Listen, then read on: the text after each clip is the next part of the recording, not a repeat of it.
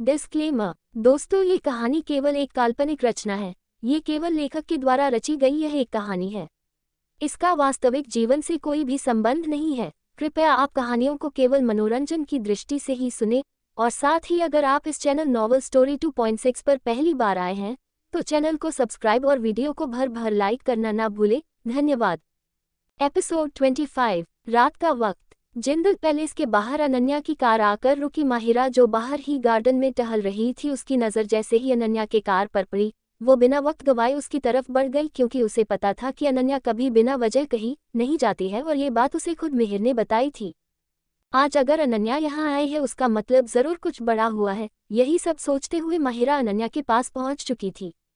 अनन्या, आप इतनी रात गए यहाँ क्या कर रही है? सब ठीक तो है ना? माहिरा परेशानी से पूछी।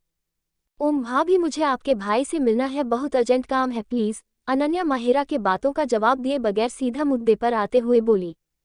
भाई से मिलना है, लेकिन अनु, वो तो अभी घर पर है ही नहीं, और उनका कोई ठीक नहीं है कि वो आएंगे भी या नहीं। अगर कोई परेशानी है तो आप हमें बताइए, यकीनन हम आपकी पूरी मदद करेंगे। अनन्या को इतना परेशान देख माहिरा भी चिंतित होते हुए बोली। ओ गॉड, मैंने कैसे सोच लिया कि ये सनकी आदमी कभी मेरे बुरे वक्त में मुझे आसानी से मिल जाएगा। अब मैं क्या करूं? निहारिका, कहाँ चली गई तुम? रियांश के ना मिलने पर अनन्या फ्रस्ट्रेट हो चुकी थी। उसका दिमाग ही काम करना बंद हो गया था। ऐसा नहीं था कि वो अब तक बैठी हुई थी हाथ पर हाथ रखकर। नहीं, उसने अपने खास आदमी भी लगा रखे थे उसे ढूंढने के लिए, लेकिन ना जाने निहारिका का कहाँ गायब हो गई। ऐसा लग रहा था जैसे वो दुनिया से ही गायब हो गई हो। अनु बच्चे, क्या हुआ है? कुछ बताएंगी आप? हमें बहुत घबराहट हो रही है। आप कुछ बता क्यों नहीं रही है? देखिए, जो भी बात हो आप हमें बताएं, हम दोनों मिलकर कुछ ना कुछ करेंगे। इस बार माहिरा अनन्या को पकड़ उसे हिलाते हुए बोली। वो परेशान हो गई थी बुरी तरह से अनन्या के चुप रहने से। अब तक अनन्या जो शांत खड़ी थी, उसके आंखों से आंसू बहने लगे। वो झट से माहिरा के गले लग गई, उसके आंखों से लगातार आंसू बह रहे थे। भाभी, निहारिका वो पता नहीं कहाँ गायब हो गई है। आज हम दोनों बार में बस एंजॉय करने गए थे। हम बस अपना मन हल्का करना चाहते थे, एक दूसरे के साथ वक्त बिताना चाहते थे। लेकिन फिर मैं वॉशरूम चली गई थी और जब आई तो निहारिका गायब थी। भाभी, मैं क्या करूं? मेरा मन बहुत घबरा रहा है। कीच करिए ना, कहीं से भी ढूंढ दीजिए निहारिका को। उसे कुछ हुआ तो मैं खुद को कभी माफ नहीं कर पाऊंगी। अनन्या, जो कब से खुद को संभाले हुए थी, अब वो माहिरा के गले लग टूट सी गई। वो फफक कर रो पड़ी थी। तो वही उसकी बातों को सुनकर तो माहिरा का दिल भी धक से रह गया था, क्योंकि किसी लड़की का इतनी रात को वो बार से गायब होना कोई छोटी मोटी बात नहीं थी। अंडस्को नोट अंडस्को। अब मैं सच में पागल हो जाऊंगी। मैंने 2000 का चैप्टर लिखा था और उसमें से 1500 वर्ड्स अपने आप ही डिलीट हो गए। पता नहीं क्या हो गया है, ऐप को कैसे ठीक करूँ ना? आप लोग ही बताइए, क्या ये सब आप लोगों के साथ भी हो रहा है? प्लीज़ कमेंट में जरूर बताना, मैं परेशान हो चुकी हूँ। इन सब से ऊपर से मैंने कल एक चैप्टर अपलोड किया था और वो अपने आप ही डिलीट हो गया है। अब तो रोने का मन कर रहा है। योजक चिन्ह। एक सुनसान इलाका जहां गैर कानूनी जैसे सभी कामों को अंजाम दिया जाता था। वहां इस वक्त दर्जनों ट्रक एक लाइन में खड़े हुए थे, जिसके अंदर ड्रग्स, कोकीन जैसी खतरनाक चीजें भरी हुई थी, जिसे वो यहां से इंपोर्ट कर बाहर के देशों में भेजने वाले थे। वहां उन ट्रक्स के साथ 5 लोग खड़े थे। उसी में 2 ट्रक्स ऐसे भी जिसके अंदर मासूम जानों को कैद किया गया था। ना उम्र दराज देखना, सीधा उठाकर उनके शरीर का सौदा करने के लिए उन्हें बाहर लेकर जाने वाले थे। ये दरिंदे, इन्हें जानवर कहना भी जानवरों की तौहीन होगी, क्योंकि अब वो मासूम जानवर भी कहाँ महफूज हैं। उन्हें भी अब अपनी इज्जत गंवानी पड़ रही है। ना लड़का ना लड़की ना जानवर, कोई महफूज नहीं। जो मिले उन्हें उठा लिया गया। आखिर उन्हें अपनी हवस मिटानी है, फिर क्या फर्क पड़ता है, चाहे वो कैसे भी हो। ये एरिया वो एरिया था जहां रात तो रात, दिन के वक्त भी ऐसे ही काम होते थे। लेकिन कोई नहीं था जो इसे रोक सके। रोकेगा भी कौन जब रक्षक ही भक्षक बन जाए? यहाँ पुलिस, पॉलिटिशियन भी इसमें शामिल थे। खैर, सब कुछ अच्छे से देखकर उन्हें बंद करने के बाद वो 5 आदमी आगे बढ़ वहां बने एक छोटे से कॉटेज में चले गए, जहां उनकी तरह और भी लोग मौजूद थे। काके, हमने बाहर का काम देख लिया है, जैसा तूने कहा था। अब आगे क्या करना है तू देख लेना। उनमें से एक लड़के ने, जिसकी उम्र यही कोई 25 साल थी, उसने कठोर आवाज में कहा। वो दिखने में बाकी चारों का बॉस लग रहा था। चल ठीक है किंतन, तू है, मेरे को बाहर की चिंता नहीं होती है। अब तू जा ऐश कर, बाकी का काम मैं संभाल लूंगा अब, और अपने साथ अपनी पलटन को भी ले जा। उस लड़के जिसका नाम किंतन था, उसकी बात सुनकर काके ने भद्दी हंसी हंसते हुए कहा। जिसे सुनकर किंतन वैसे ही कठोर चेहरा लिए वहां बाहर निकल गया, जिसके साथ उसकी पलटन भी उसके पीछे हो ली। उसे देखकर कहीं से भी नहीं लग रहा था कि वो ये सब काम करके जरा भी खुश है। वो पांचों वहां से निकलकर अंधेरे में कहाँ गायब हो गए किसी पता ही नहीं चला। एपिसोड 26। एक सुनसान खंडहर नुमा जगह जहां बहुत सी लड़कियों को बांध कर रखा गया था।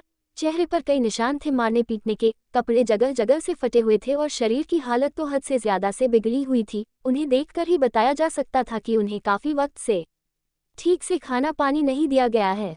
दीदिया, क्या हम कभी इस नर्क से निकल पाएंगे? अब तक हमारे साथ जो नहीं होना था वो सब कुछ हो चुका है। हमारी इज्जत की धज्जियां उड़ाई जा चुकी है। फिर क्यों इन लोगों ने हमें जिंदा रखा है? क्या अब भी कुछ बाकी है हमारे साथ होना? मार क्यों नहीं देते हैं ये हमें? अब सच में जीना नहीं है दीदिया।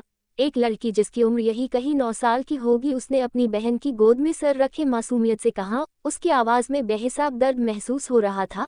आंखें बिल्कुल खाली हो चुकी थी, जिसमें एक ही इच्छा थी, मौत की। लेकिन अफसोस उसे मौत भी नसीब नहीं हो रहा था, जैसे वो भी रूठ गया हो। आसपास बैठी बाकी लड़कियों ने जब उसकी बात सुनी तो उनकी आंखों से भी आंसू बहने लगे। सच में अब उनकी एक ही इच्छा तो थी कि काश उन्हें मौत आ जाती, लेकिन अफसोस उन्हें मौत भी नहीं आ रही थी। ना जाने कब तक उन्हें ये नर्क झेलना पड़ेगा। उन्हीं लड़कियों में से एक लड़की जिसने ब्लू कलर का ड्रेस पहना हुआ था, चेहरा बेहद खूबसूरत, जिस पर कई खरोंचों के निशान मौजूद थे, गालों पर 5 उंगलियां छपी हुई थी, जैसे उसे ना जाने कितने थप्पड़ मारे गए हो। रोने की वजह से आंखें लाल हो चुकी थी। कपड़े जो उसके बदन पर थे वो ना के बराबर थे, क्योंकि उन्हें बड़ी बेरहमी से फाड़ा गया था। उसकी आंखों में कोई भाव मौजूद नहीं था, जैसे वो जिंदा होकर भी एक लाश की भांति हो। सभी लड़कियों का यही हाल था। वो उस खंडहर में बंद पड़ी, उन्हें बहुत बुरी तरह से चेन के साथ बांधा गया था। दूसरी तरफ अब तक माहिरा ने अपने पूरे परिवार को निहारिका के बारे में बता दिया था।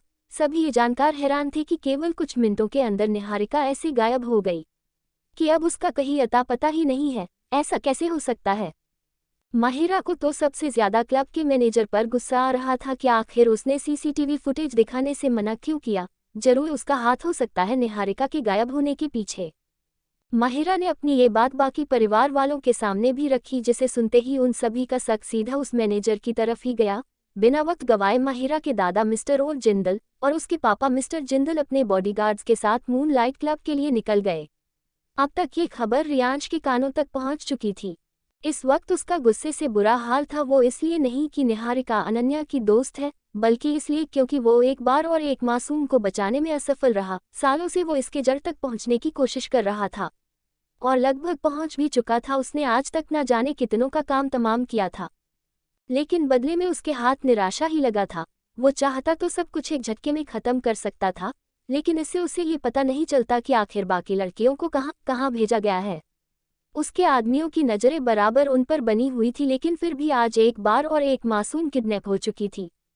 ध्रुव, जल्दी जल्दी उसे फ़ोन करो और उससे कहो कि मुझे वो लड़की सही सलामत चाहिए, किसी भी हाल में वो कहाँ होगी इस वक्त इसका पता वो आसानी से लगा सकता है। मुझे बिल्कुल देरी नहीं चाहिए। रियांश अपने फाइल्स को फर्श पर फेंकते हुए चिल्लाकर गुस्से में बोला। यकीनन अगर वो लोग उसके हाथ काट गए तो उन्हें जीते जी नर्क के दर्शन होंगे।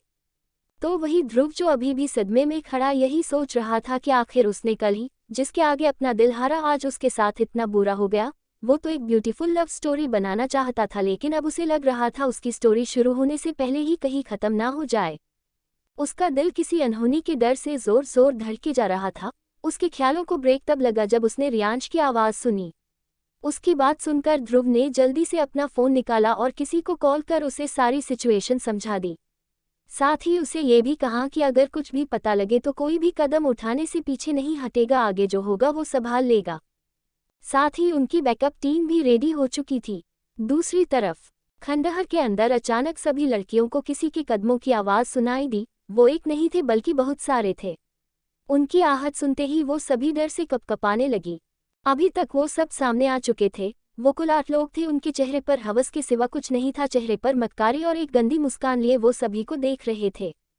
यार क्या मुर्गी ही ये, कसम से अगर बॉस को ये पसंद नहीं आई होती तो अभी इसका जायका ले लेता। उन्हीं में से एक आदमी उस ब्लू ड्रेस वाली लड़की को अपनी हवस भरी नजरों से देखते हुए बोला, अबे भूल मत, इससे भी कड़क माल इसकी वो दोस्त। क्या नाम बताया था उस मैनेजर ने? उसका? हाँ, अनन्या रायचंद यही नाम था उसका। उफ क्या दिखती है। पहले वाले आदमी की बात सुनकर दूसरा आदमी गंदी तरह से हंसते हुए बोला।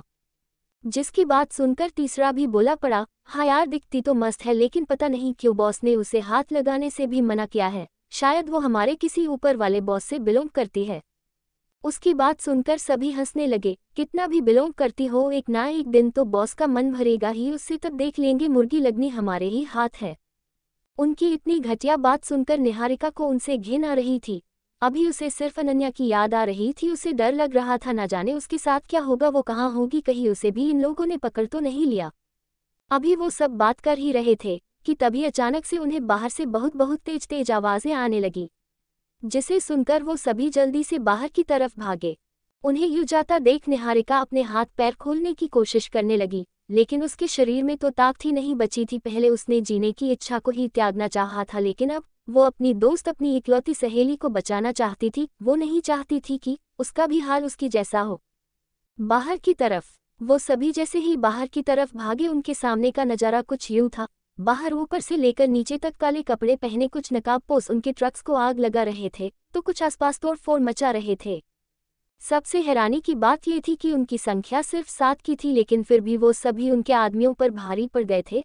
अभी वो बेचारे उन्हें देखकर पूरी तरह होश में भी नहीं आए थे कि तभी उनमें से एक नकाबपोश उनके पास आया, बिना रुके उनके ऊपर ताबड़तोड़ मुंह के बरसाना शुरू कर दिया। अब वो भी उस लड़ाई में कूद गए, लेकिन सिर्फ उनसे लात घुसा खाने के लिए। आज के लिए बस इतना ही। कैसा लगा आज का एपिसोड कमेंट बॉक्स में ज़रूर बताना, और हमारे चैनल नॉवल स्टोरी 2.6 को ऐसे ही सपोर्ट करते रहिएगा। धन्यवाद।